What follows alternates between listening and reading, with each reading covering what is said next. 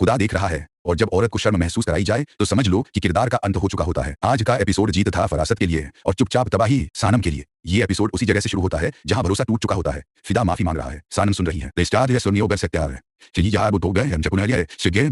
अब वापस नहीं आता। फिदा कहता है कि गलती मेरी थी, गुस्से में बोल गया। लेकिन असली सवाल ये नहीं कि गलती किसकी थी, असल सवाल ये है कि जब समय आया तो फिदा ने किसका साथ दिया। फरासत का। यहाँ से खेल शुरू होता है। फरासत जो पहले ही घर के अंदर बिना दस्तक के घुस चुका था, अब अपनी सफाई भी देता है जैसे कुर्बानी दे रहा हो। बेटी बेटी के अल्फाज, इज्जत इज्जत के दावे, और साथ ही सानम पर इल्जाम की उसने बदतमीजी की। यह वो मोड़ है जहां आदमी पहचाना जाता है, और फिदा यहीं हार गया। दूसरी तरफ ईमान, जिसके लिए यह एपिसोड असल में फैसले का था। शम्मा आंटी हाथ जोड़कर खड़ी है। बेटा डिप्रेशन में है और समाधान सिर्फ एक यार ईमान। यह कोई मोहब्बत का सीन नहीं था, यह भावनात्मक ब्लैकमेल था। और ईमान ने पहली बार अपनी इज्जत का फैसला खुद लिया। उसने याद दिलाया बेइज्जती, तोहमत और वह शादी जो निकाह के वक्त तोड़ी गई थी। और फिर वह लाइन जो इस एपिसोड की आत्मा थी, कमजोर मर्द के साथ रहने से बेहतर है अकेले रहना। यह सिर्फ डायलॉग नहीं था, यह निर्णय था। इधर फरासत घर में और गहराई तक घुस चुका है। बीवी को मना रहा है, रिश्तों के फैसले कर रहा है, और ईमान के लिए हमाद का रास्ता साफ कर रहा है। और हमाद ऑफिस में भी टूट रहा है, काम में गलतियां, और फिर ईमान का मैसेज सीधा दिल पर। आज का एपिसोड एक बात साफ कर गया, जीत फरासत की है और नुकसान हर उस औरत का जिसने चुप रहकर दिखा। अगला एपिसोड खतरनाक है। या तो फरासत का झूठ सबके सामने आएगा, या फिर सानम को गलत साबित करने के लिए कोई नया चाल चलेगा। और अगर ईमान ने हमाद की जिंदगी में वापसी की तो यह सिर्फ मोहब्बत नहीं होगी, यह किसी और की कुर्बानी होगी। अब बताओ हाँ या नहीं, क्या फरासत का मास्क उतरने वाला है या खेल अब और गंदा होने वाला है? लाइक कर दो अगर बात समझ आई, सब्सक्राइब कर लो अगर सच सुनना है, और कमेंट में लिखो किसके लिए यह एपिसोड जीत था और किसके लिए तबाही।